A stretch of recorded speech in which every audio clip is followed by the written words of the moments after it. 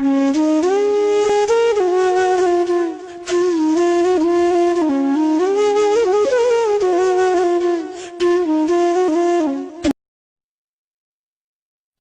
कुछ श्रद्धालु कहते हैं कि भगवान श्री कृष्ण जी ने राजा मोरध्वज के पुत्र ताम्रध्वज को आरे से 2 फाड़ करवा दिया था, वो मृत्यु को प्राप्त हो गया था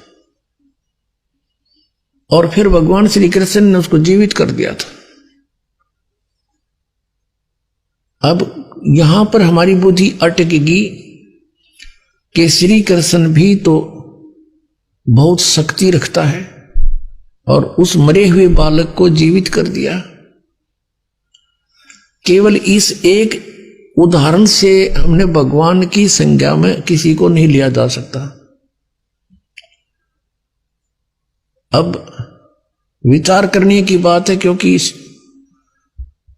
धर्मदास जी ने परमात्मा से यही प्रश्न किया था, कबीर भगवान से, कबीर परमेश्वर जी से, परम अक्षर ब्रह्म से, कि भगवान आप कह रहे हो कि इन भगवानों की पूजा का कोई लाभ नहीं, तो ऐसे मोरध्वज के पुत्र ताम्रध्वज को भगवान श्री कृष्ण जी ने जीवित कर दिया, विष्णु जी ने। तो परमात्मा ने कहा कि वही श्री कृष्ण जी अपने सगे भांजे अभिमन्यु को जीवित नहीं कर सका, जो उसकी बहन का पुत्र था, सुभद्रा का पुत्र था, अर्जुन का पुत्र था। सुभद्रा अर्जुन से विवाही थी। चक्रव्यूह में महाभारत के युद्ध में मृत्यु को प्राप्त हो गया था, पांडवों का कुल नाश हो रहा था, श्री कृष्ण रो रहा था, पूरा परिवार रो रहा था। सुभद्रा टक्कर मार रही थी, श्री कृष्ण जीवित नहीं कर सके। बोल तब से धर्मदास जी ने कहा, प्रभु आप ही बताओ फिर।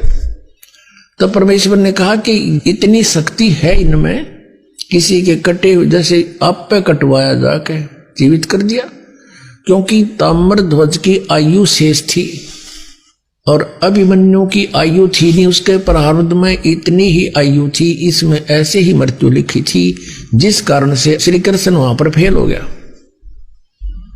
ये संस्कार चेंज नहीं कर सकते, बदल नहीं सकते।